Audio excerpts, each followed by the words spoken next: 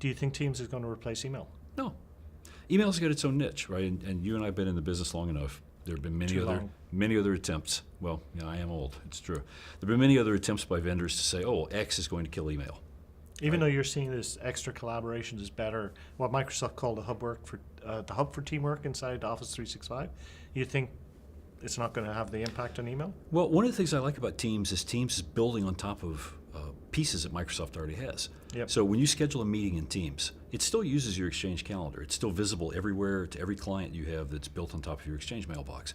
But when you conduct the meeting in Teams, you have access to the meeting interface through the Teams client. Yep. And the audiovisual experience in Teams is superb. It's far better on poor network links than Skype was. Right. The audio quality is great. The video quality is great. Microsoft is moving to add features that are only in Skype for now. So And your they're catching up pretty experience is rapidly. really that email is going to be used for other purposes, kind of like a secure encrypted email, that kind of stuff. Yeah, and email still has some advantages.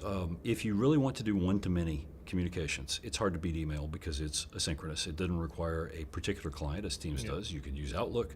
You can use Outlook Mobile. You can use OA. You can use an IMAP client, God forbid. There are a lot of different ways to get access to email, whereas with Teams, you use the Teams client. Okay.